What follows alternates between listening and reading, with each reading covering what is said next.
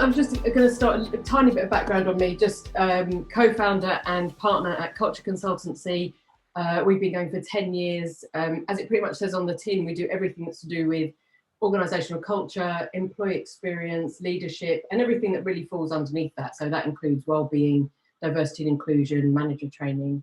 My background was 15 years for American investment banks in a variety of roles, but a lot of that time spent abroad managing large teams that were based elsewhere. So today I'm just going to pull up some slides, but I just wanted to give you a kind of quick 15-minute sort of overview on what we're seeing at the moment. We work across all sizes of organisations in all sectors, so we have a real kind of temperature check of what's going on. So I want to sort of share with you some of what we see is going on, some of what we're advising our clients to do, but then Deborah, as the HR pro always on our projects, is going to tell you what you're actually allowed to do and not allowed to do. So let me just pull up these slides. Hold on one second. Just before you start, shall I just, in case I interrupt you, as I'm likely to do, as we like to work together, Joe and I, just to introduce myself. So, Director of the HR department of City and Central London. So we're providing an outsourced HR and employment law advice service. And we've been very busy, as you can imagine, since the lockdown, supporting employers with what started with 4 paragraphs of guidance from the government about what you could do and your obligations as an employer to gain some help to pay your employees, all the way through to very uncomfortable situations of having to make employees redundant. I think I'm going to link to what Joe has said by saying we've got a really good picture of what is happening out there because of the many different types of industries that we're looking after. And I hope today to be able to provide you with the law side of things, but I'll very much try and interact with Joe so we're not too sort of stiff and static about what your obligations are in terms of an employer. But what we do want to do with our businesses that we are either surviving in, doing well in, or struggling in, is to make sure that we don't add another cost to our bottom line because of not doing the things we need to do employment wise. Thank you, and over to you, Joe. Thank you, Deborah. Okay, so I was just going to start with a very quick recap, I guess, of where we've come from and where we've got to.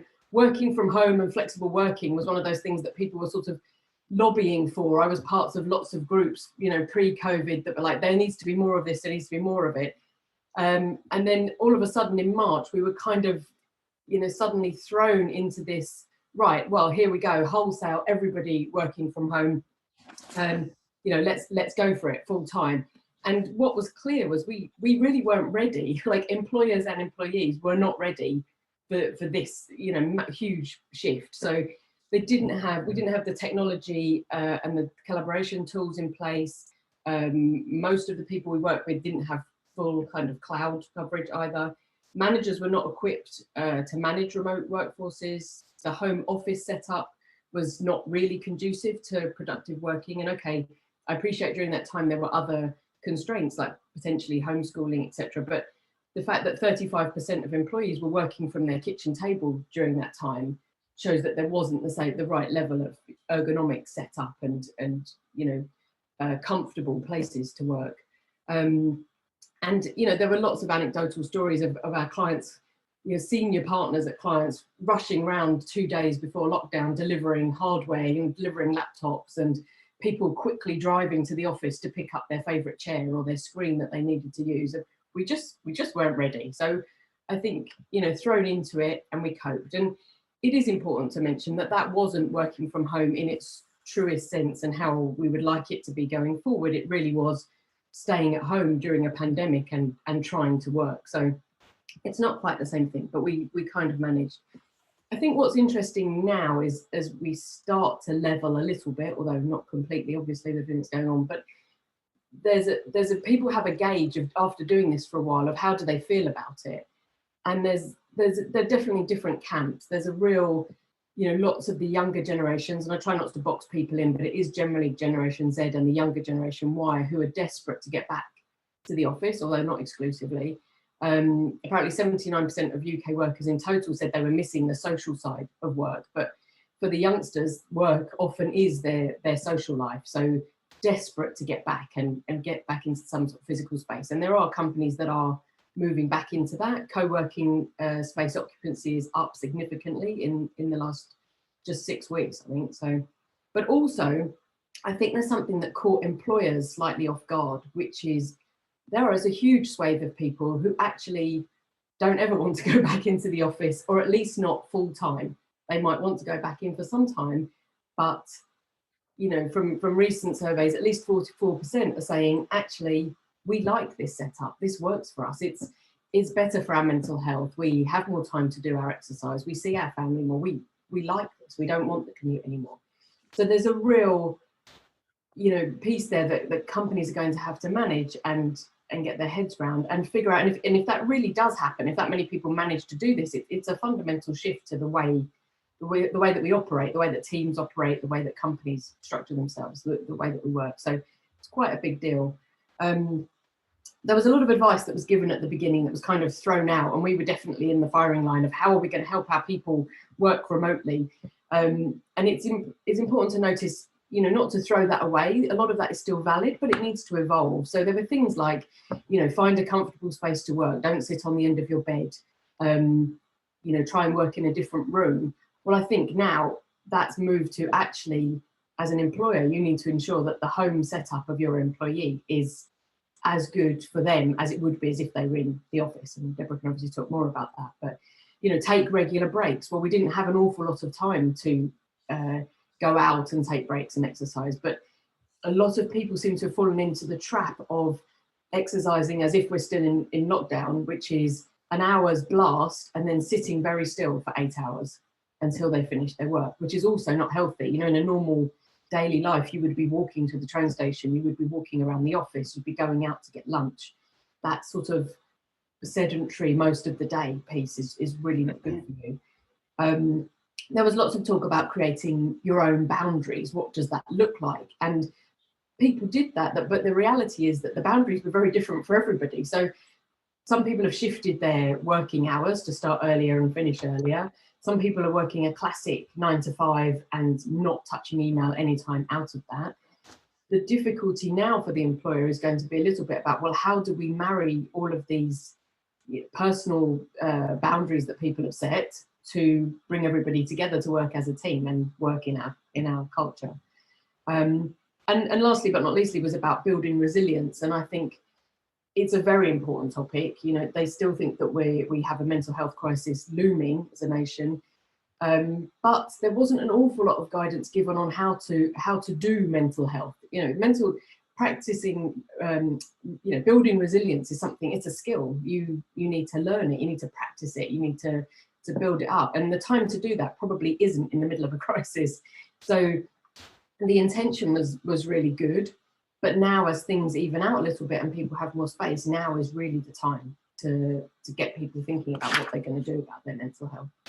And then I guess just how well did we cope with it all? And again, a lot of it depends on the demographics.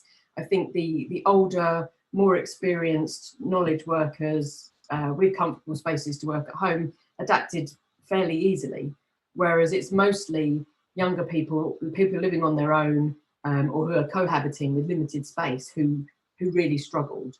So I think it's just that whole piece about, you know, how do we manage all of that as we start to return to not even nearly normal, but something that wasn't locked down. Deborah, do you want to chip in on those pieces? I think we've got, I think that the saying I heard the other day, which said it all about people having to work from home, is people saying, I'm actually living at work now. So this, you know, our obligations to make sure people are comfortable. You know, we would look at Joe and I now and we look like we're in comfortable positions. We've got the right sort of chair. I'm probably not sitting so well today because my back's aching a little bit. But how much are we picking up on that from where employees are working from home now? And I think the other thing that we've got is great confusion about people not knowing whether they should be working at home, whether they can go back to work. And I think Boris's recent announcement saying, you should work at home if you can effectively work from home. And again, this comes back to, have you got a suitable place to work, or are you actually working effectively? And I know that you'll go on a little bit, Jo, to talk a bit more about that. So I think living at work is probably the biggest thing that we're trying to overcome some challenges there. Yeah, I heard somebody coin the term "hoffice." This sort of Office, yes. office. It's you know, whether you're in the office or you're at home, it's kind of, you know, it's the same thing. But so the next point I was just going to make was just this, really, the keeping your culture alive whilst managing what has really become a team of individuals, more so than ever before. So a lot of what we were asked to do initially was this: how do we equip our managers to lead remote teams? How do we keep our culture alive? What does our employee experience look like if people are no longer all together and we can't see them and we can't interact with them? And one of the things that we've really seen is that the concept of a team, when people were going into a physical workplace, obviously everybody was an individual, but there was very much a kind of company game face, an office game face. You know, you kind of had your workplace persona that you were putting on. And that's really, really dropped. I mean, now people it's really transparent that everybody has their own working styles. As I mentioned, their own working hours potentially, what they need from their manager could be different, how they're coping with the current situation could be different. And so the emphasis on leaders and managers in particular to really understand the individuals in their team and what they bring is essential. So we've seen things like much more sort of psychometric testing going on. What's everybody's strengths? What are they bringing to the team? Psychological safety. How do we make everybody feel safe to speak up without feeling judged when they're not in close quarters? You know, we are mostly on video conference. Now, how do they deal with that? The other piece that we've advised clients on then, and how to sort of regroup on this, is really to go back to basics, which is, what is your culture? You know, what's the purpose of your organization? What's your vision? What's your values?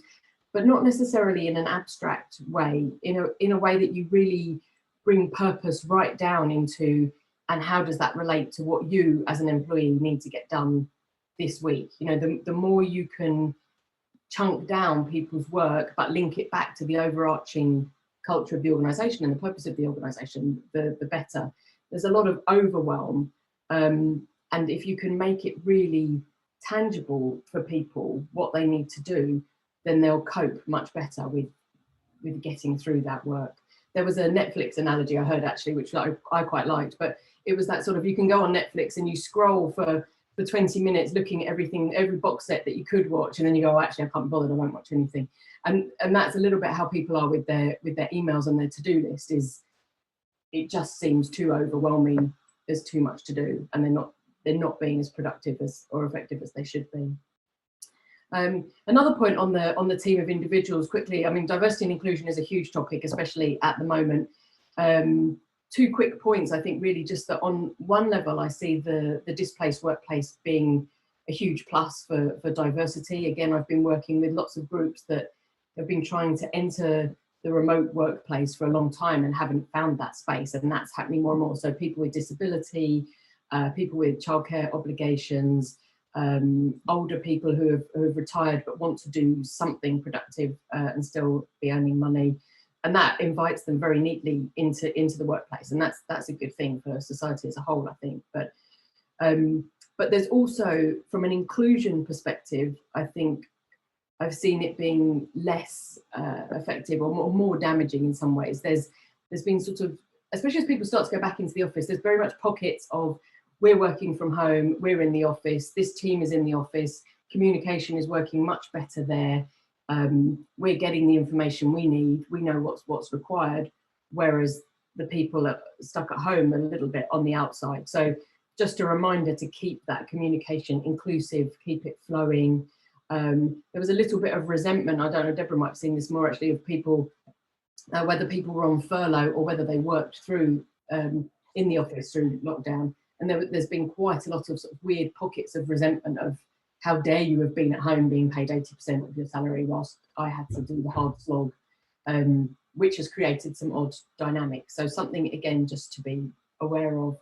I think I could just say that, you know, being aware of that, people were looking at ways of, you know, when people were furloughed, not necessarily some working at home, not working at home, people who were furloughed, people who weren't furloughed because their knowledge and skills and the level at which they could perform, you know, businesses meeting the challenges of costs, having to look at that. And, you know, there's been some interesting things that have happened, like saving up certain parts of what you would have contributed to the salary, and then looking at how to share that as a bonus after the furlough situation, and people were able to go back to work and, you know, come back to some of their normal salaries. So I think that the difference of I'm working, I'm not working has been a challenge to lots of businesses in how they have been able to recognise that. Yeah, and I don't know if you've seen, Deborah, on the sort of policies, processes side, just that inclusion piece, you know, making sure that you're not inadvertently leaving pockets of people out, because there are groups at the moment where they say, we've got to focus on this particular group of employees, and they get a lot of focus, but is that excluding other people? I think that comes back to, you know, when somebody is on some special type of leave, it could be paternity, it could be any sort of family leave, maternity, and the fact that they're still our employees, and what we're going through as a business, we need to continually be communicating. And I think how you said, here are your tasks today, but overarching it to what the business is actually doing is where we're missing some of these points as employers, because people, when they're not in the office hearing this is what's happening in the business, that they don't know, they're doing a job and they're not feeling so much a part of things. So yeah, I agree. And the last piece on this slide is really just the key is upskill your managers. I mean, this is, I can't say this strongly enough, it's, you know, it really requires a new skill set, a new sort of level of robustness in your manager population. There's more and more that's expected of them, so looking after their well-being, but they need to be excellent communicators, they need to have really good empathy, you know, understanding their people, back to that, how much can people play to their strengths. There are some really good tools out there for understanding how people could be working to their strengths, and project management and the collaboration tools. I think one of our clients said that technology had moved on the equivalent of a year for every month that we've been in lockdown, which is amazing, right? That's great progress for everybody. But what's not so good is people's skills haven't kept up with that. And actually, they're more terrified of it than ever. So people are shirking away from collaboration tools, you know, the sneak back to the Excel spreadsheet or the email or the thing that you're trying to get them away from. But equipping your managers and make sure your managers are really upskilled at that is going to help. It's going to move you on leaps and bounds.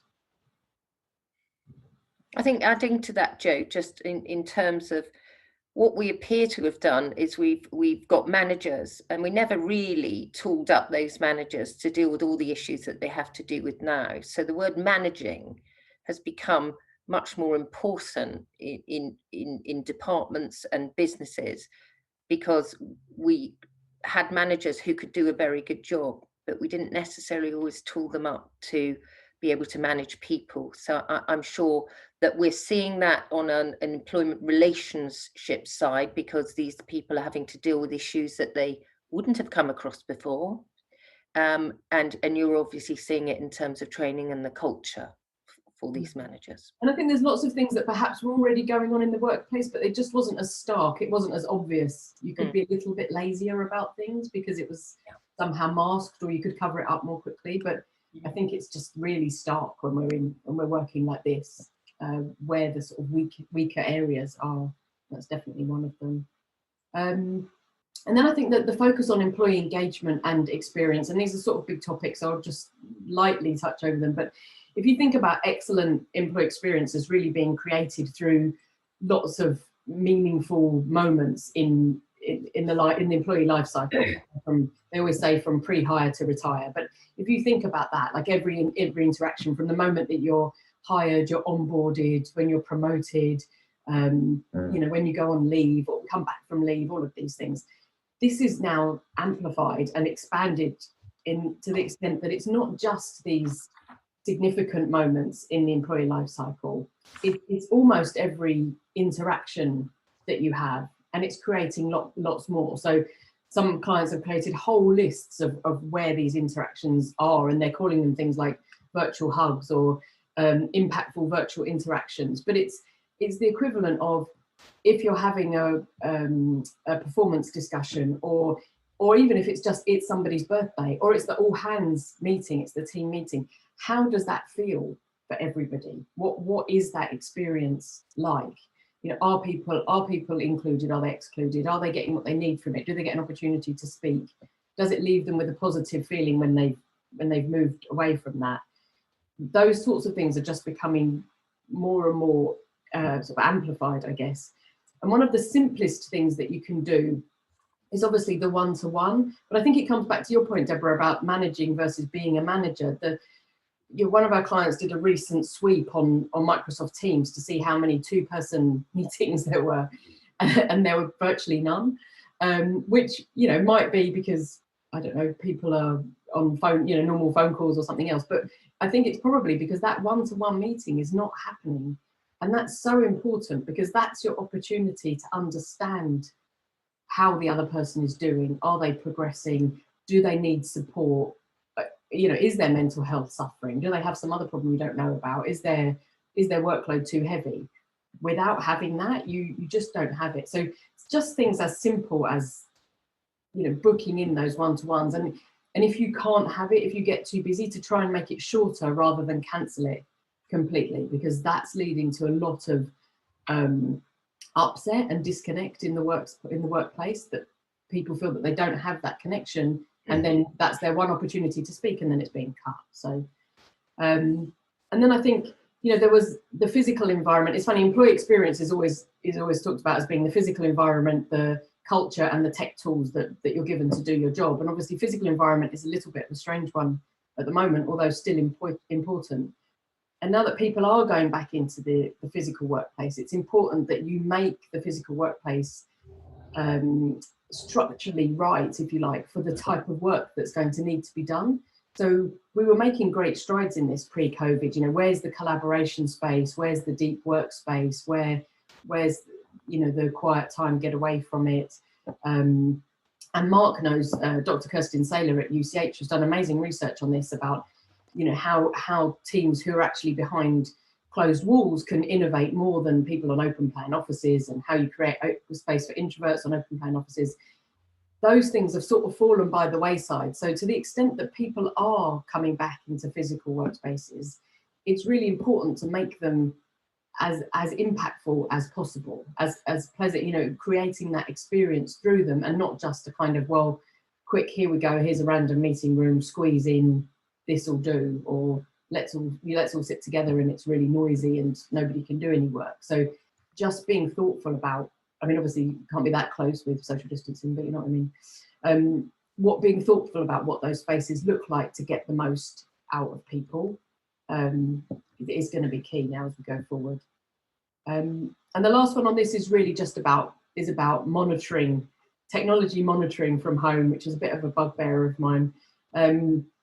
I don't think, unless you were monitoring people's output because they were they work in IT support, or they work in customer service or some sort of call center, where you were monitoring their ticket closing capabilities or number of queries that they could deal with. I think that a culture where you empower your people to do their jobs, and you trust them to do their jobs, and you equip them with the tools to do that, is going to lead to much greater engagement and make for a much better experience, and keep those people well and happy and working for you for much longer than monitoring them. But I know there are different views on that, even in our client base. What are your thoughts, Deborah? Well, I think you know, what people were also trying to do pre-COVID was to create this sort of healthy workplace. And what's been very clear about how people have been working previously is things like, we don't have effective policies on how to deal with things. So what we're having to do now is look at making healthy working at home places, to continue that engagement of employees all the way through. So as much as it sounds the boring side of things in terms of, you know, our policies and procedures and, you know, keeping in touch with staff and having one-to-ones and managing performance and connecting it to the overall picture of what the business is trying to achieve, you know, we're learning a lot very quickly as managers and employers. Yes, definitely. And then just resilience, I've given it its own slide, if you like, just because it is such a big topic. And as an employer, I feel like you have to give your people the tools. You know, this is from Dr. John Mervyn Smith, who's a co-founder of the Game Changer Index, but this is how he looks at mental health. So if you think about your physical well-being and how you feel being linked to what's going on inside your head, this is what he says, and this kind of just really touches on everything that we've already mentioned, but the self-care skills and habits. So as an employer, have you equipped your people with the tools in terms of mindfulness or cognitive behavioral therapy or NLP? Have you given them the space to make this part of their daily routine? It comes back to treating people as individuals again, because if self-care for one person is going for a run every day, but for somebody else it's spending an hour with their children, then how are you ensuring that that happens? Perceived resourcefulness is, again, managing the workload. Do people feel that they're on top of what they're doing? Do they feel like, yes, I've got this under control, I'm in charge of my inbox, or is it in charge of me? You know, helping them chunk down their work, helping them prioritize, giving them the tech tools to be efficient and effective. And then the connectedness. So part of that, again, is the one-to-one, but it's also, are you connecting teams together? Are people working on side projects? Are they actually getting to speak to their colleagues? Do they feel part of that group? And again, it leads back to the inclusion. Do you feel like you're on the inside, or do you feel that you're on the outside? I thought that was just quite a handy sort of diagram to show all of these pieces are, I think, falling into, you know, there's a responsibility of the employee for sure to manage some of this and to speak up for and ask for things that they need, but there's a duty of care as an employer to make sure that a lot of these pillars are in place. And I think, just adding to that, Jo, you know, the self-care skills and habits, you know, people have put out, you know, questionnaires, you know, how are you feeling? What are you thinking? You know, it can be done electronically with pulse surveys. And many more employers are realizing that it would be better to have some information coming back in. And the same when we're looking at having one-to-ones with employees, let them keep giving us feedback as well. We're not receiving, as managers, we're not receiving enough feedback, which then it can be creating confusion. Then people get unhappy in their work, then they might raise grievances. So, you know, all of this fits together really well in terms of what our statutory obligations are. Yeah, no, I couldn't agree more. And I think the pulse surveys are a really useful tool. We've also recently, it's been a new thing, but we've been asked to run a lot of listening sessions. So the type of focus group, but there's much more focus, if you like, on the information we're imparting and the questions we're asking, and a lot more about listening to what people are concerned about, what they want to change, what they want to do differently, what's upsetting them at the moment. So there's a lot of that. So even if it's, you know, over video conference, there are some that are happening face to face, but how could you listen to people and really hear what they're saying is essential at the moment. And then lastly, I was just going to end up on the enhancing productivity and innovation. I think there's a real risk that we end up back in silos. You know, we did lots of work to get people collaborating, information sharing, working together, designing new futures. And the difficulty with the displaced workforce is it's very hard. It's not impossible, but it's very hard to get those types of conversations just flowing in a regular team meeting. So there's concerted effort that's required to really, you know, focus on it. So have those meetings on what's the problem we're trying to solve? What's the question that needs answering? What does that look like? And even if they're shorter, meetings are tending to be much shorter, much punchier. Again, I think people are getting smarter at running meetings. So again, back to the lazy physical workplace, you could have a meeting, it could roll on a bit, people would waffle, they'd have a bit of chit chat, and there might be a small outcome from it. Whereas shorter meetings, meetings being shorter now, clear purpose, what do we want the outcomes to be? What are the actions at the end of this? What are we going to do? Are great and could well be increasing productivity, but at the same time, they're not allowing for this general exploration of, and what could we do better? Another pitfall is that junior people or new people to an organization are not necessarily learning in the same way that they would learn in the physical space by osmosis over the desk. They don't hear two senior people having a conversation about a client or a project where they realize, oh right, okay, that's how it works, that's how you need to piece it together, this is what to do, and they're missing out on that. So the extent that you can help those people by either pulling them into meetings where they're observers, or having quick 20-minute mentoring sessions, these are working quite well, where you either talk through a project that's underway, or you talk through a case study of something that happened before, or you help impart general skills, work skills, management skills, but just in bite-sized chunks, as people would have learnt it in the real world. It's all very well saying do training, but if training becomes an hour or 2 hours, it's not the same as, can I take 20 minutes in my day to learn something quickly?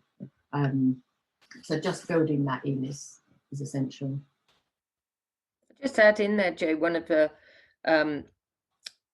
what's been happening with some of my teams is that they're working on Microsoft Teams and they actually connect, but they continue to work just with somebody else in the background.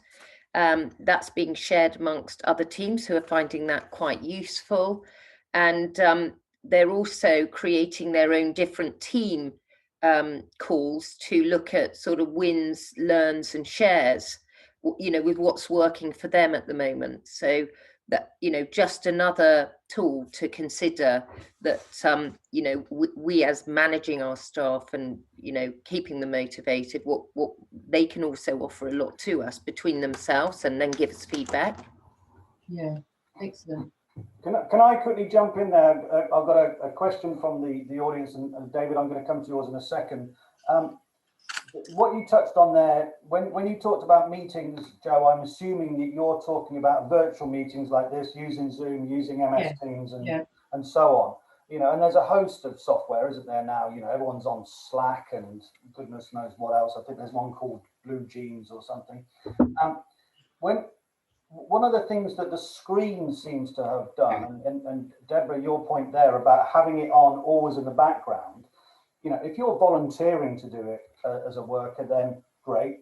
But isn't there some kind of pressure that builds where, and you touched on this at the start, Jo, on where tech can be used to spy on people, even if it's inadvertent. So, oh, we're all jolly, we're all going to leave our MS Teams on now so we can see when you go and wash the dishes, and then we can monitor how long it takes you to wash the dishes. And by the way, it took you 45 minutes to wash the dishes, and we'd like to have a very quick catch up with you to put you on disciplinary. You can see how this sort of trail with the tech in its, how it's meant to be used and how it can be used, there's often a difference, and it's to do with attitude, in my opinion. I want your feedback on that. And secondly, I think it widens out to a bigger question on where the screen seems to give us a democratization of companies, that we're all the same. This is one of the things I've noticed hosting networking events, that there are no sort of dynamics where 2s become 3s, become 4s, become 12s, back to 3s, and so on. That movement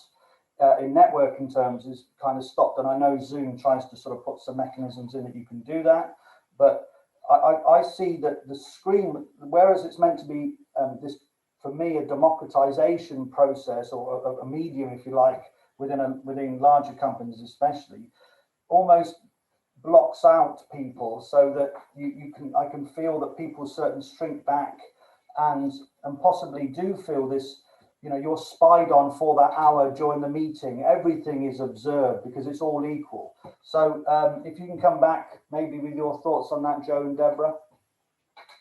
Yeah, should we do the monitoring one first, Deborah? I mean, yeah. I don't, you know, that I think I think you have to treat people as you would in the workplace. You know, if they are underperforming, so if you're spying on them because you think they're underperforming, then that's a performance issue. You know, why, for what end are you spying on them? Like if you set very clear objectives for them to achieve, you manage them well, you check in with them and make sure that they're equipped to do their work, then they should be able to do their work. How they do it should be their individual choice. You know, if they want to have old-fashioned phone calls whilst they go out for a walk or whilst they're doing the dishes because that helps them think, then it should be okay. If they really don't want to have their video on, I mean, it's a big point, the video on, video off piece, but it's hard enough to read body language at the best of times. So trying to read body language over a video conference is really difficult. So, but I understand it. Some days people are not feeling that they want to be on show. But I don't think I don't think the spying helps. I think just managing their performance, if that's what's required, is probably a better route. And I think it continues to link back to a healthy workplace. You don't necessarily walk around an office and stare over people's shoulders to see what they're doing. You feel you've set up for the day. You've seen your employees sit down at their desk. You know they're at their desk, and if they went away for an hour to do the washing up, and it wasn't the hour that they would normally take, you'd be asking some questions. I don't think it's about setting objectives around what there would be a good reason to have some sharing during the day, where we've either got a video on or we've got something in the background. So it's about the learning. So, you know, dragging people into a meeting, but hearing about how that meeting was being prepared and what the meeting's actually for, you know, may be more helpful. So I think the learning and the benefits to, you know, mental health is somebody feels that they've got somebody else with them whilst they're trying to achieve and carry out their duties. So I think it's the objectives, Mark, as to why people may choose to say, let's have some sharing during the day on the video. Okay, so I think we're going to be transitioning now to Deborah, which is going to sort of deal with the sort of regulatory bit stuff. But Christian from Segal Group has observed that, and his point is that managers are not skilled enough, to manage employees. Employers are not getting enough feedback from employees. Remote working makes this a massive task to solve. Easier to fix by introducing some hybrid work, which I suppose is displaced workplaces, and a private focus working at home and collaboration, training, feedback, and human interaction. It doesn't matter how skilled you are as a manager. When you are just a rectangle on a screen, you cannot do the job as well in person. Surely, that's his point. Would you agree on that? That the screen does make it so much more difficult that it's almost an impossible task now to manage people remotely? I'm not sure if it's about the screen and the way we're doing it. It's you know, you're absolutely right, Christian. You do need to get feedback from employees as to how it's working from them.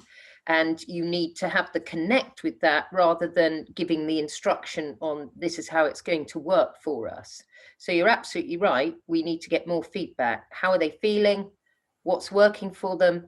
What are the limitations because they're working from home, be it noise, not enough space? And we've got this far down the line, but I would imagine there are many employers out there who've not even undertaken a, you know, working at home assessment or a, you know, a DSE, health and safety assessment for our employees working at home. But Christian, I also agree that managing people in the office can be enough of a challenge if you haven't been trained appropriately or given the right tools to do it yourself. So managing them remotely with them staring straight at you, it can be a little bit more challenging. Yeah. Quickly, Joe, do you want to feedback on that before we hand over to Deborah's slides? I agree. I mean, I think it's more difficult for sure. I think all of, you know, most of it is more difficult. Everything, communication, collaboration, you know, managing people, it's all slightly trickier. But I think if you can upskill your managers, you know, enough, and you keep that feedback loop going, it is working. But yeah, any opportunity that you get to be in the office, it's obviously much nicer to give and receive feedback face to face. So if that's possible, that's the type of thing you should do when you're in person with somebody. It's obviously much nicer, but otherwise, yeah, it's tougher. Okay, can I quick, Deborah, do you want to click up and share your slides now? I'm assuming that's done. David and Angie, I'm going to bring your questions to the fore once Deborah's done her sort of next section. So if you want to hit share screen there, Deborah. Oh, there we go, look. Mark's actually thinking that I can't use any technology. No, you've got no expectation. I've been trying to give him some education. Look at you, you can use PowerPoint, well done. Right, yeah. Deborah, over to you for flexible working and the law. So, Mark, can I ask you, I've seen a Q&A come in from a gentleman called David. Yeah, I was going to give you that at the end, but if you want it now. Well, I think it links in quite well to say, look, okay. You know, I'll read it out then, and then you can react to it. So David Wheeler, hi David, how can we deal with people that do not want to return at all? How can we differentiate between groups that are more collaborative and interactive, e.g. solution teams and creative teams? That's his question. So do you want to kick off with that one?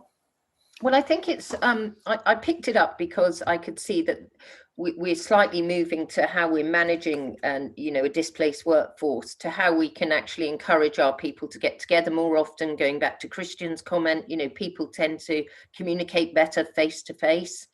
So there have been challenges, David, about people coming back to work that has certainly not been helped by the government's guidance, because people were starting to come back to work and then they were told that they should go back and work at home.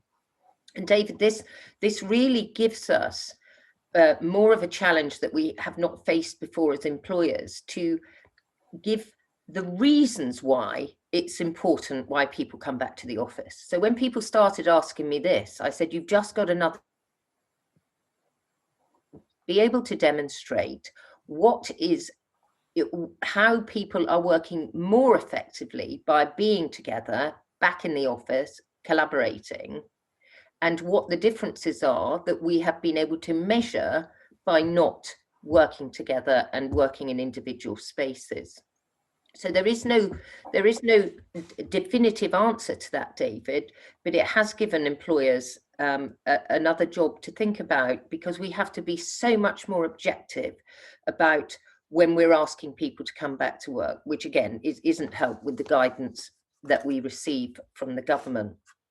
So it's about evidence, being objective, and showing how things are or are not effective if people are working from home, because everybody thinks they're working from home very effectively, even though they might not be too happy about it. So flexible working in the law, when we were looking at this particular presentation, it was about the displaced workforce, but then we've had many other challenges as employers about people thinking, well, I want to work at home more. Joe said that earlier. Well, I really quite like this. It's great. I can get out for my run in the morning, don't have to get on the tube. I've got time for a shower. So everything is much easier. But I think linking guidance from the government, whether it's Rishi or Boris or HMRC guidance for claiming back money to help businesses, this guidance, this pandemic has not done anything to change the Employment Rights Act 1996. We still have to remain meeting our obligations with employee statutory rights throughout this process, which is why for those of you who started to hear about furlough, there was information about a furlough agreement. There was information saying the HMRC was saying, you don't have to get your employees to sign it. But putting a person on furlough is actually changing their terms and conditions of employment, and without their express agreement, you're contravening the Employment Rights Act. So I just wanted to make a point there about the guidance that we're all receiving, and then the employment law. So I don't want to really bore you with some of this, but I want to try and link it into a bit of some of the challenges employers have been facing. So how do I deal with a flexible working request? it would be really interesting, and I sort of hope to see everybody on the screen, so I could say, do people think it's about dealing with a flexible working request because somebody's got either caring responsibilities for an adult or a child? So I've got no waving hands at me here, but if we have a flexible working request, then we have an obligation to actually carry out some form of process. We've got policies, we've got statutory policies, which is the bare minimum you have to do. And some businesses have got policies where we actually do something over and above.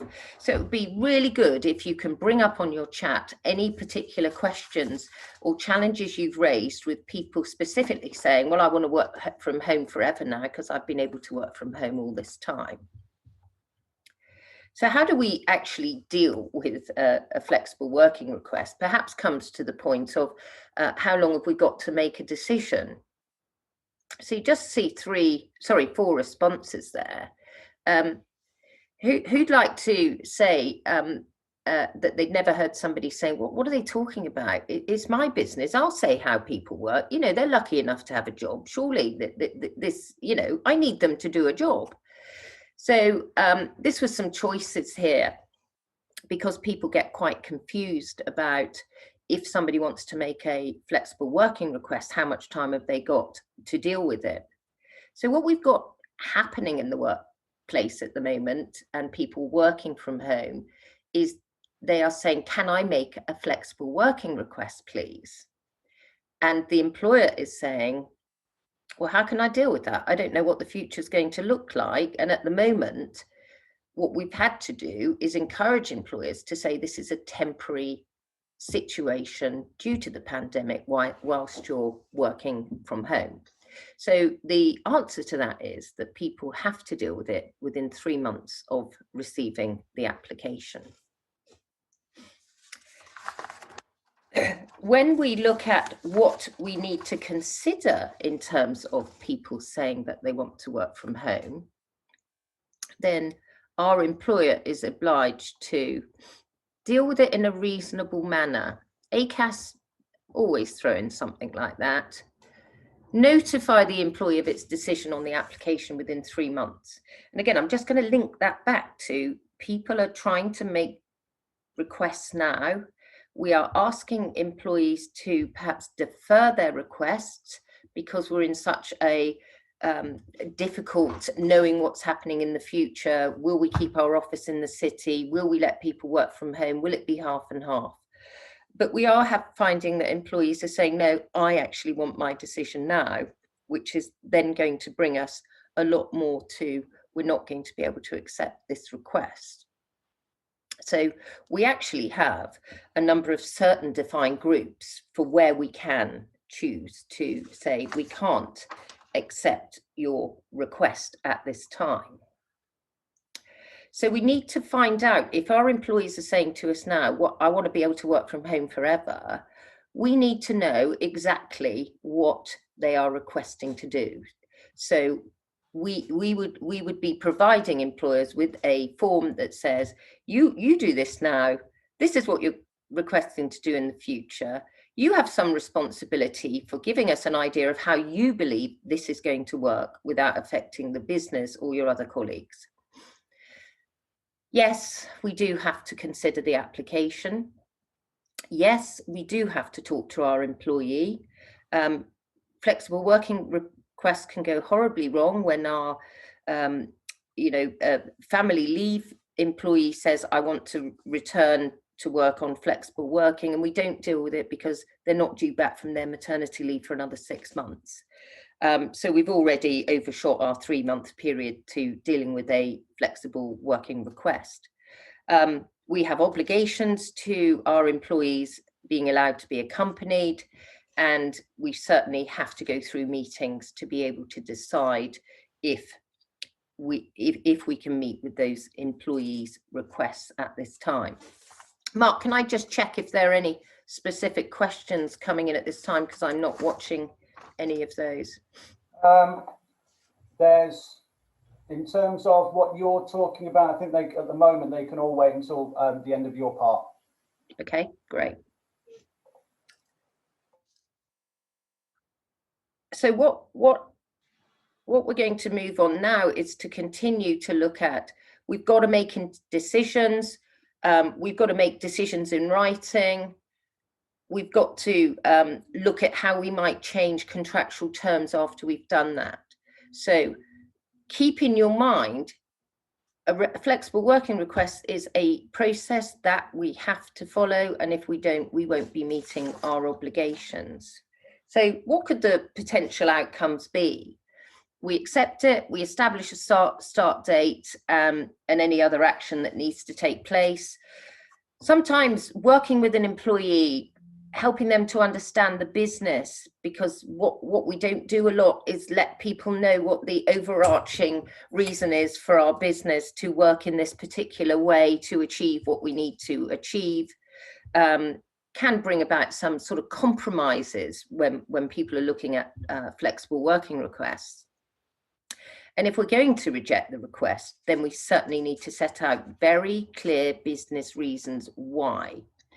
And if you were considering at the moment other processes that employers are having to go through, then we're looking at redundancy, selection for redundancy. We have an obligation at that point to set out a very clear business reason why we need to run our business in this way, and this is the reason we are going to not be able to accept your request to work more flexibly, or our business hasn't got enough costs, enough income, so we're having to make some uncomfortable decisions for these business reasons why we're having to make redundancies at the moment. So if you're dealing with any process, whether it's flexible working requests or any of the other many statutory rights that employees have, you have to have very good evidenced reasons, which is when we're working with clients, we are asking them to write their reasons why they're having to say no to this flexible working request. And then we help the client by challenging them to drill down because they haven't necessarily thought about everything before they meet with the employee, so that they've got a very sound business case in their mind. So let's have a look at why we can actually decline a request. Because people think now that anybody who makes a request, it's all about the employee, it's not about the employer. So we've got 8 things here. We've got the burden of additional costs. Somebody wants to work part-time. For that role to work properly, I need to get a job share. So I actually need 2 people working on one day, which is an additional cost to me to be able to allow this to be effective for our business. Detrimental effect on the ability to meet customer demand, inability to recruit additional staff. You get people who say, oh, I used to work 5 days, but I want to work 4 days. And actually the job needs to be managed over 5 days, and finding somebody who wants to work 1 day a week can be quite difficult. But what we have to do is show that we've actually advertised and tried to find somebody to work 1 day a week, so that we've got a very good evidence as to the reason why we have to say no. Inability to reorganize work amongst existing staff. Could be a detrimental impact on quality, because it could be the communication that's required in whatever service or product that we are providing to our customers, that means that there's going to be a missing link. A detrimental impact on performance, because we can't be monitoring this person. It's a bit like somebody being on probation and they then have a long period of sickness. What are we going to do then? We're going to extend their probation, because we need a period of time to be able to understand how somebody is performing. Insufficiency of work during the period the employee proposes to work. If you were in the hospitality industry and you opened at 4 p.m. in the afternoon until 2 a.m. in the morning, we might get back to that one day, fingers crossed. You'd be very hard pushed if somebody said, can I start work at 2 p.m? Because we're not open. But actually, if the work that somebody's doing in an office means that they could start at 7 a.m. instead of 9 a.m, and it's not going to impact on the other people in the office, then we would be able to consider that. And I think for people right now, planned structural changes is actually our biggest area where we would be looking to reject a flexible working request, I think Joe's just got the Amazon man arriving. The planned structural changes. We don't know as many businesses what we might have as structural changes coming forward after Christmas. What's the next 12 months looking like? But we can at least track it back to what our position is now. And what our position is now is not what it was pre-COVID, and we're all doing some things differently. So planned structural changes, maybe there are likely to be structural changes, and we can be looking at a rejection of a flexible working request on that basis. So linking that to when we're rejecting it, we've got to state which of those grounds apply. So we're going to really link that into the right and the reasons, and we're going to make that very clear to our employee, and we're going to make it very clear to which ones apply. Now, as it's a process and a statutory right, employees do have the right to appeal that decision.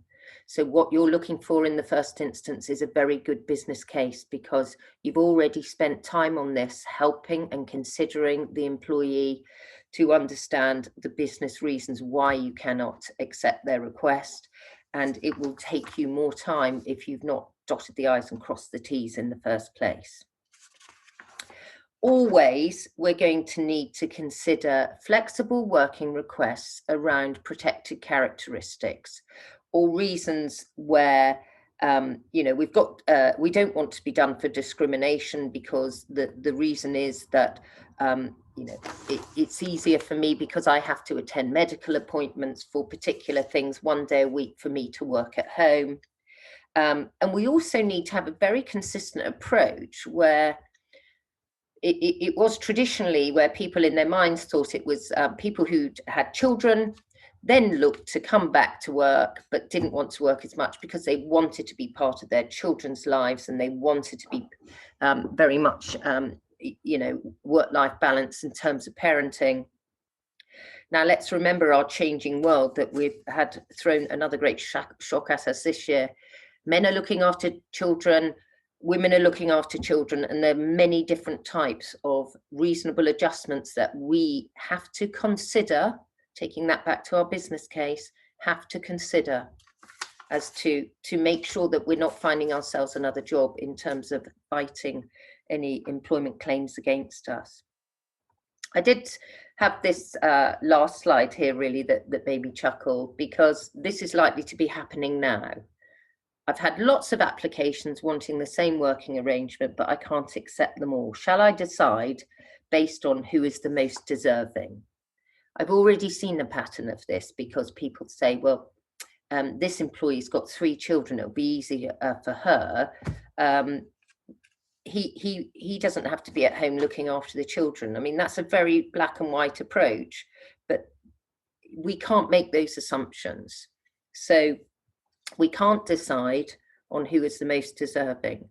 We go back to the facts and our business case so that we can evidence it all, because if an employment judge is looking at a failed flexible working request and a discrimination, he is looking for fairness and consistency. Okay, Mark, I think that ends my slides, and I cut out about 25. So thanks to Joe for slipping in a few others, because I think when I threw my first ones over, it was like, oh my goodness. But I hope that's bringing together a little bit of what we may still have to think about whilst we've got people in such, remotely working. So yes, we've got a couple of questions. First of all, from Natalie, and I've seen this written elsewhere. Natalie, who is Christian's her boss, for those who don't know. So hi, Natalie. No hat today. She is asking for a pay cut. What happens if you want to work from home forever? And there's her words. Does that mean a salary could be dropped by your employer? So, for instance, London Waiting. And I've got no idea how geographically London Waiting works, or whether it's just a recruitment thing, or whether it is a part of law. So if you can explain that specifically with the future of this maybe part working from home, part working in the office, and how it might affect salaries? Okay.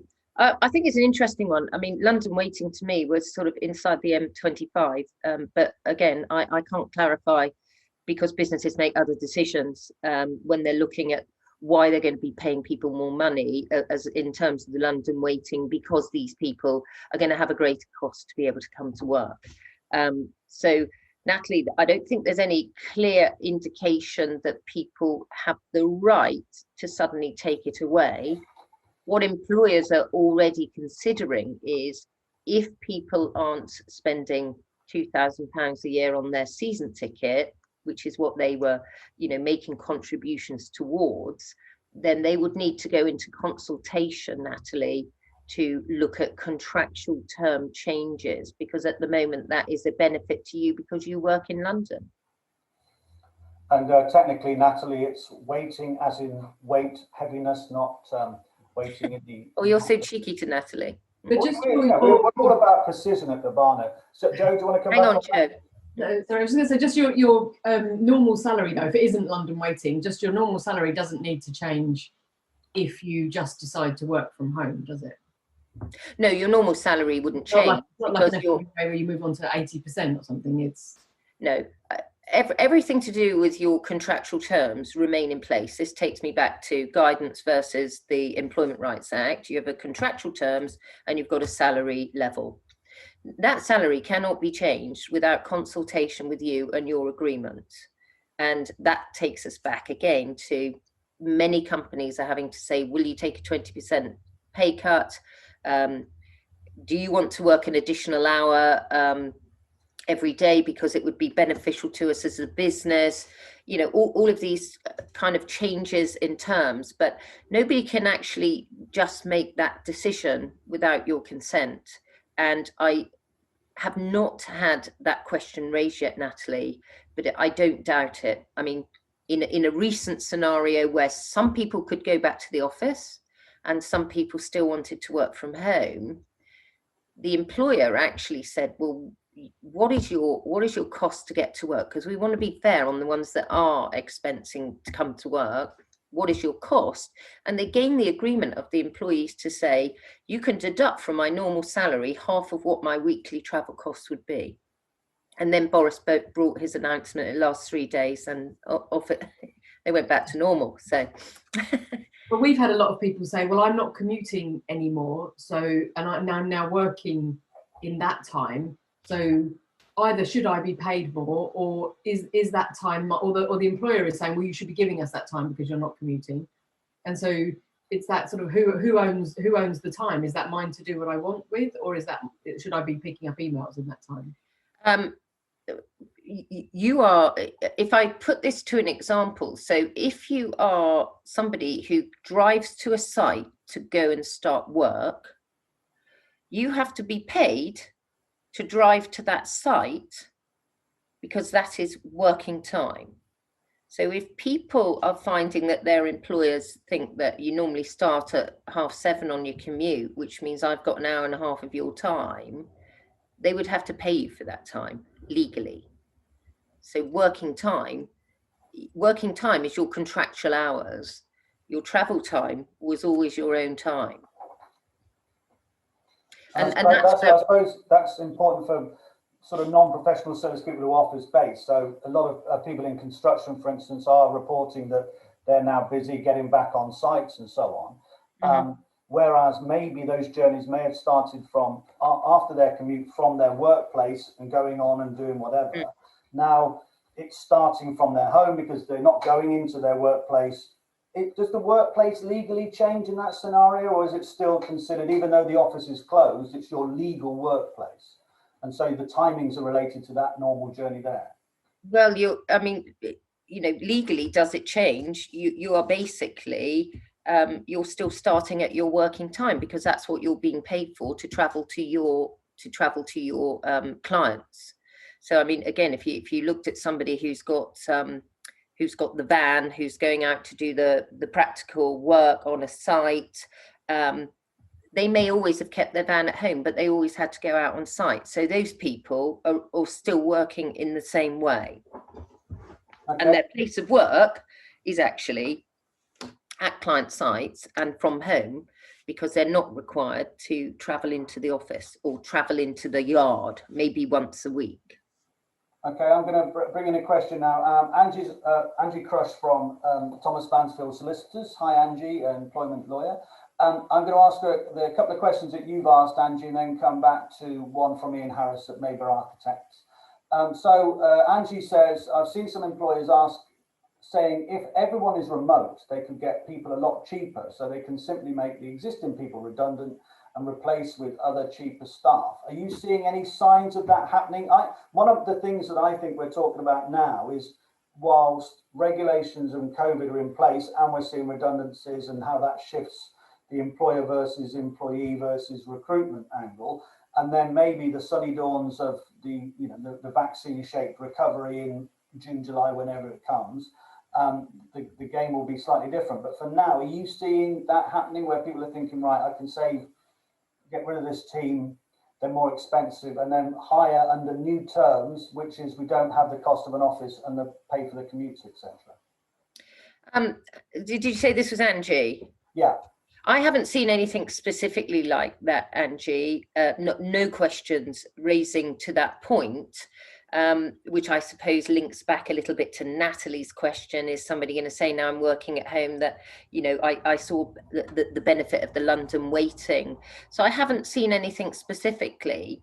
And the kind of discussions that I've had with employers where they're looking at maybe not having that office, they are still valuing the knowledge and skills that people have. But I think this probably links quite well to London waiting, and is that a salary reduction because you've got much less costs that you've got in your daily life. And I suppose it's also how, and this will come back onto culture, and I think Angie's second question relates to that if we're seeing this just as a cost rather than as an investment, and seeing maybe this as a short-term dip over, short-term, I'm talking year and a half, where you're going to need your skilled, experienced teams who are used to collaborating with each other, who understand your company and your clients. And if you can afford to keep them on for when the good times come, you are prepared to take that dip in profit to keep them on the same salary, because you don't want them to go elsewhere when the other companies are starting to try and poach to deal with their time. I mean, one instance I'm seeing on LinkedIn, a lot of our members who are in the building surveying side of things, and even marketing to a certain extent, they're both actively hiring. I've seen the last month, 6 weeks, surveyors especially. Surveyors are always at the front end of construction projects, which is always a good sign, by the way. So I suppose it is that at the moment, isn't it? The balance between, can you afford to keep them on, and can you afford to lose them when the good times come? I think if Angie, if I was speaking to a client that was even considering such a thing, I would be winding them back to that knowledge and skills, training, how we're working remotely at the moment. It just makes it worse if you're bringing on board new people that don't really know how we do it. So I think, Mark, that I don't think there's any sort of yes or no answer to that. I think it's about, you've got to consider what your business can afford. And I think, to say it very pleasurably, many people are making those choices to keep, because they've got the right mindset, they've had the right encouragement that their business will come back. Joe, do you want to come back on that? I was going to say, we haven't seen people, swapping out teams as such for cheaper teams, but definitely seen broadening the net in terms of recruiting now. I mean, even our team, we've hired 3 senior people in the last month or so, and they're all outside of London, and that works. You get very skilled people. They appreciate the flexibility. They work from wherever they want to work, and that is less expensive than hiring people in town. Is that going to have an impact on London, though, where if you are living outside of London, your costs are reduced, figuratively anyway, and then that's going to make people apply for work because they can work remotely and work with companies like you, Joe, that are based in London, and that will have a wider implication, I think, with London waiting, where the expense of living in London will reduce because no one wants to live there. Yeah, I mean, you are seeing people move out. There does seem to be a move out of the cities, isn't there? So we had an event a couple of weeks ago with a residential developer, and he's even put his prices up by 10%. They stopped selling, and they're selling through Savills, so it's always going to be top dollar with them. But he summarised the market for residential in London, and they do high-end flats in kind of Hackney, Shoreditch, out to London Fields, and so on. And by the way, you can see the video on where I'm going to stick this video later. And he said people want 1 beds. People with 1 beds want 2 beds. People with 2 beds want 3 beds, and the ones with 3 beds want to move out to a house with a garden outside of the M25. Angie, I'm going to bring your second question in here. Do you have any recommendations for how employers can ensure that employees who aren't that happy working from home all the time can actually speak up and talk to their employer? I can see that many of the decision makers will have nice, comfortable setups at home, whereas many of the staff will have a less than ideal setup, but will be too worried about causing a fuss to say honestly how they feel. And I think that is this question of honesty and your relationship that's built up over the years, possibly with managers and your employers. It's the shift because you can't do it in person. Are you finding that, Joe? And how should a manager react to that? yeah, definitely. It's a really important point. It comes back a little bit to the psychological safety piece again, and you're more likely to get the younger or more junior people who feel less able to speak up or less willing to speak up for fear of any kind of impact on their role. The simplest, I mean, there's lots of things that you can do, but the simplest thing is again back to the conversations where instead of either you do the anonymous pulse survey piece, so you just get an idea of how people are feeling, a sense check, or in those one-to-ones, but rather than just ask people how they're feeling, you open up the topic yourself. Like, it's much easier if you say, actually, a few people have raised the point that they're not comfortable working from home. It doesn't suit them for XYZ. How do you really feel about that? And really open the conversation, or be more, give a personal example and say, well, I really struggle. I like it on some days, and other days I just find it really hard to motivate myself. How are you finding it? Because if you just ask them, how are you doing? Everybody just says, okay. Everyone says, I'm fine, it's all fine, until it's not fine anymore. So the quickest and simplest, easiest way is just opening up with that sort of me first, the vulnerability piece. But if they don't feel open to that, then any kind of the surveys, or I mean, some of the things that we're picking up in the listening sessions are actually quite deep in terms of how unsafe people feel in the workplace or other things that are going on. So that kind of proactive listening is a really good way to understand what's going on. Okay, I'm going to bring in Ian Harris of Maber Architects, his question here. Hello, Ian. Is flexible working specifically relating to a change in working hours, or does it include is flexible working specifically relating to a change in working hours, or does it include location irrespective of hours? Therefore, is a request to work at home on the same hours a flexible working request or a change of contract terms if your place of work was previously defined as the office? I'm assuming what he means there is this. I got it. Yeah, okay, cool. Go on then. It's a change of terms, because if an employee, you would say this is your place of work, and if they're saying I want to change my place of work, then it's still a flexible working request to say I want to work differently. Okay, Ian, if you can let me know if that answers the question there. Christian has pointed out, if an agreement is made between the employer and employee that they can work from home, what obligation is there in terms of equipment, furniture, telecoms, internet does the employer have? You would hope that Natalie will be sitting on a comfortable chair from Christian's showroom. But obviously things like, does the employer throw money at it, as Christian's term, as Google have done, $500 to $1,000 per employee? Or does it need to be, do they need to recommend it be more specific as what setup, I'm assuming the setup at home here, and the employee has at home, are they still responsible for the employee's well-being, as they are still responsible for the employee's well-being? So again, what's the obligation there, and how far and deep does it go? I mean, we're using home broadband that we're paying for, we're sitting on seats that we've paid for, and so on. How does that work out? Well, I'm assuming this is more for employees. The self-employed are probably already making those claims into HMRC. Yeah, it'd be more for the employees. Christian, we still have an obligation to our employees' health and safety if they are working from home, because they are doing our work. So there are home working assessments that you need to be doing. You need to do the same as what you do when they're at the desk in the office, because I know every employer does this. Have you got a good workstation? You know, has your screen got glare?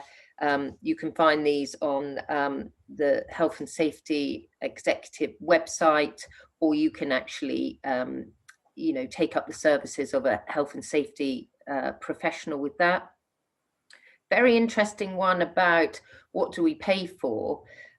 Personally, I think if I don't give my teams the right tools, how can they perform? So for me, when I saw them sitting on a dining room chair, and as Joe said earlier, we were all dashing around trying to get our teams the right equipment to be able to undertake their work, then, you know, it really links to that health and safety side of things. You know, I've got a chair here that rises up and down. I can twist around on it. I've got it on a plastic mat, so that you know, it's not going to affect my back. In terms of who's paying it, well, Google, they're always going to throw something out that's going to make us feel less able as to what we can do. But in my naivety, I said the other day to my accountant and payroll people, so what am I allowed to give my employees now? So I'm allowed to give them £6 a week, which they can have tax-free for their cost. But actually, if you look at it, it's about saying, how much is your electricity bill going to go up? Because now we want heating on. Now we're going to need lights. You know, from 4 p.m, we need to put the lights on when we're working at home. You know, in March, April, May, June, July, it was sunny and we didn't need any heating. But when I get a Teams call with a staff member and they've got, you know, a scarf around the neck, the signs are there that I need to consider something as an employer. So are you saying that anything above £6 can be taxed as a benefit in kind? Well, I'm not an accountant, but I understand that is what we can give that isn't then a benefit in kind. Is that based on some Victorian cost of giving carrots to a donkey or something? You always have such a lovely way of analogizing these things. Well, you know, yes, I don't get paid for anything. I might as well chip something. Right, so are there any more questions coming? Natalie raises an interesting point continually. You know, I can see me having a meeting with both Christian and Natalie about this idea of engagement. Because if you're going to be working from home, you know, I mean, we can see it again. Well, you know, let's call it COVID times plus, you know, blue sky post-COVID times, which may indeed never come. Then if you're switched on and you're engaged with a company, you've been used to going into an office and meeting all your colleagues as well, not just the employers, but all the nice people there too. And then as you work more remotely from home, and I can see this with other companies who, by the way, in their relationship with London, some of the members now who live in, say, you know, Hertfordshire and St Albans and Surrey and places like that, they're feeling more drawn towards back to their local community because they don't have that impetus every day to go into London. Then relationships that with their current employer are going to be necessarily more distant. What happens then? You know, where's the employer going to try and draw them in again back into the fold physically, coming up against maybe some of the regulations that seemingly change each week? You can see a kind of contradiction there, can't you, over time? Would you like to come on board on that, Joe? Yeah, I mean, I think the short answer for the girl saw that, but you know, just wanting to get people back into the office, even just generally, is to make it compelling enough. I mean, there's the piece around, you know, Deborah will say what you can enforce and what you can't enforce, but ultimately, you know, having a good culture, having an employee experience that's better when people are together, if that's what you want them to be, addressing any underlying issues for why they're not coming back in. I mean, is that really that they're scared, or that it's, you know, that there's people in their family shielding, or there's something else, you know, is there a real reason, or is it just that actually they prefer it and it makes their life easier, does that mean that they can still do their job to the best of their ability? Because that point about being replaced about somebody elsewhere, you know, if you're not bringing your whole self and your collaboration effort and your innovation and your ideas and all of those things, are you really doing your job? So there's a piece of, from an employer, I think, that's kind of how do you make it more compelling? How do you get that experience better so that you want to draw people back in, even if you can't force them to come? Your previous, where you were director of HR at Goldman Sachs, they've announced that they're giving free COVID tests because you know, they're generally desperate for people to be back. Well, I would imagine, you know, it does show a sign, doesn't it? That also, but you know, well, are they also saying, you know, if you come back, you are going to need a COVID test because you're probably going to feel the symptoms because you're going to be more likely to get it. I mean, it's a very difficult one, isn't it, between this language of brand, and we've not really talked about brand, but you can see how companies trying to do the right thing have got to read messages in 360 now, much more, because there is this invisible potential killer that lurks around there. For most of us, well, you know, for those of us who are under 30, it's not going to be an issue. But like myself and Natalie, but you know, for others, it is a real health issue, and you can see it bobbling up in schools. You know, classes closing down. Northern Ireland announcing they're going to have a 2-week half term, and I can imagine that's going to be repeated because you can see where there's a natural break coming, you know, where it affects us trying to find work and trying to keep teams together. It is a really, you know, it's a difficult time for everybody. Like you said, Deborah, initially, none of us saw this coming. And it's, I suppose, the one thing that if you're trying to do the right thing as an employer, you've got to think so carefully about how your messages are received by your employees and your clients. That's my take on it anyway. Yeah, no, it's true. You have to be seen to be doing the right thing for everybody. And at the same time, most of my employers are thinking, I wish everybody just get back in the office so that we can, you know, that's the way that we work most effectively. And I wish that's what we were doing.